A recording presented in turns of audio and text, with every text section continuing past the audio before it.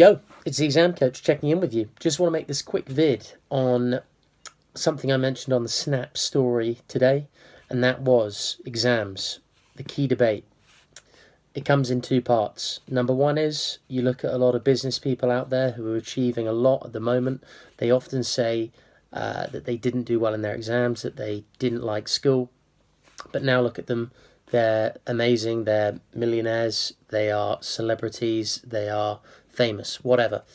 They got a good life, right? One that maybe a lot of people watching this video would like to have. It's seen as success. The second part is exams, school. A lot of the stuff you learn there, especially the process of preparing for and doing exams, isn't really applicable to the real world. A lot of people say that after school, none of that really applies. The stuff you've learned, the exams, things like that. So let me break that down and just give you my opinion on both those things. So number one, entrepreneurs, business people saying that exams weren't their thing, and actually against all odds they created this unbelievable business value. Could be a rapper, could be a business person. I'm talking a wide spectrum of things right here. So I think it's about what you look at. What sources are you pulling from? Yeah, there are people that traditionally weren't very good at school, but have excelled in the business world. You can look at someone in the UK who's probably the guy for this, Richard Branson. Well-known dyslexic, didn't get on well at school. I think his head teacher said he would either end up in prison or a millionaire. So it's this classic, this unconventional story of not being very good at school, but then being able to create massive value, a huge business outside of the confines of school. And you could look at someone like Gary Vaynerchuk from VaynerMedia. I work for the guy. He shows his grades on his YouTube videos, and they're not good. They're D's. And he doesn't, didn't say that school was the best thing for him either. So you got two guys there who are clearly, not pushing the exam vibe. But if you look on the flip side, I could name just as many who are extremely, by the conventional sense, schooling, exams, etc., smart. You look at Bill Gates, you look at Mark Zuckerberg, you look at Steve Jobs, incredibly smart guys, by conventional terms as well, I'm speaking. So they were good at exams, they were smart, they got good grades, they went to good colleges. Yeah, they dropped out, but they were, in the conventional sense, smart. Now, I think there's two reasons why people always just skew towards the entrepreneurs that weren't as good at school and then use that as an excuse for them not to try hard. And that's because the story, right? It's against all odds. It's against convention that these guys have, like Branson and Vaynerchuk, have succeeded. And it's a good story, and it's, rightly so. They've succeeded against all odds. And it's not as attractive to succeed when you're really meant to succeed. You're smart. You did well in exams, which are the, bar against which people are measured for intelligence in our society. And that's just something I think you got to think about. Don't let the data or the way people portray things skew the actual objective fact that if you do well in your exams, if you are smart, intelligent, you learn things and know how to assess information, you're going to be able to make good decisions in the business world and onwards in your career. So don't let the kind of story skew your view there too much. Again, just my opinion, but thought I'd put it out there. The other thing I'd say is look at what Branson and Vaynerchuk were doing when they were at school. They were doing business. They were, Branson was doing Virgin Magazine.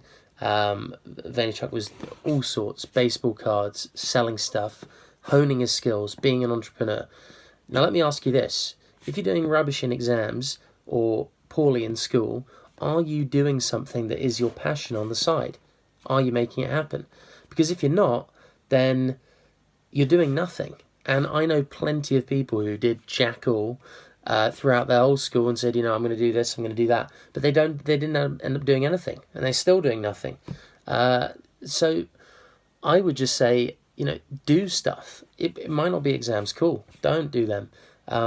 Do what you're passionate about. Go all in on that. But if you don't have anything that really, sucks you in, which I didn't know what I was going to do. So I just thought, what? These exams are in front of me. They're an opportunity. Let's crack on and smash them. And then it brings me on to my second point. What are the transferable skills that you can learn from exams and then apply them in real life? Well, there are plenty.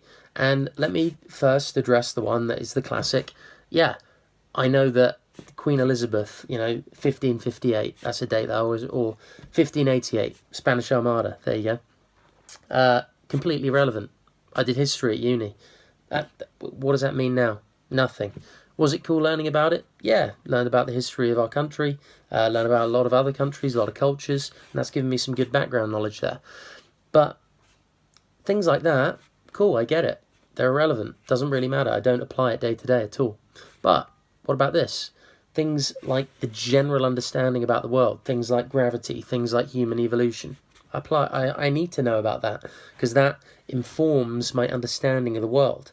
And that's what you're doing through your schooling. You're informing how the world works. You're informing your knowledge of how the world actually works around you, which is really important. Because if you don't have an understanding of that, you're not going to be able to operate effectively within the environment you're in.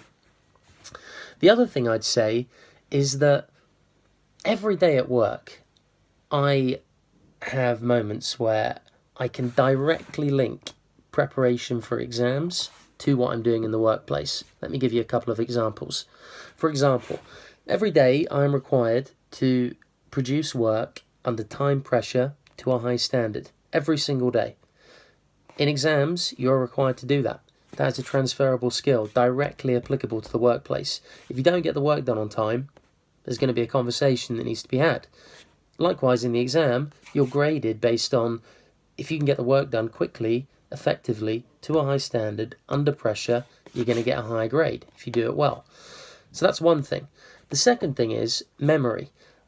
I have conversations with people every day and they tell me information. I have to retain that information and be able to say it back and disseminate it through a number of different people and remember that information. It's really important. There are people that I work with who have incredible memories and can retain information really, really well after just having, heard it quite quickly on the phone in a very ad hoc manner, but they can then recall that and use that information to then help other people out and make other decisions in the business. Really, really important. Actually having a good memory is crucial. And it saves time. It's quick. It's speedy. You don't want to have to write everything down and then reconsult it. If you can just remember stuff off the top of your head, that's speed. And speed in business is key. If you can do that, it's a big differentiator between you and the rest of the competition. So there's just two things there that exams really, it's black and white. You can see it. It is directly applicable to the workplace. So I'm going to stop there. Just thought I'd lay out a few points. Let me know what you think. I'll link a few videos below so you can see what I mean and what I'm talking about. And, you can actually, I'll link a video that's, VaynerMedia went to Helsinki earlier this year in Finland. And the reason for that is people were voted in just based on, if their co-workers had thought they'd done a decent job. I work with a lot of, amazing people at their jobs. So it was by no means me, being the best. It was just I'd done a decent job over a period of time and got to go to Helsinki, which was awesome. And we did a bit of business out there and a lot of just seeing the country and the capital, which was an amazing experience.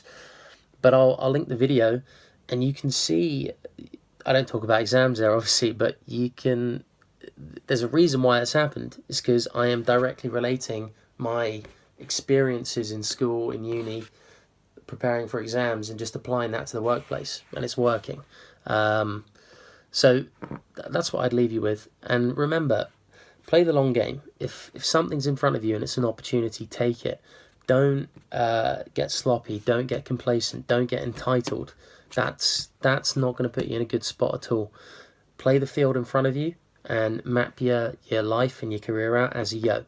Don't worry about anybody else. Just crack on with what you got to do. And trust me, if you get the stepping stones right and be calculated about it, you're going to end up in a good spot. So, checking out.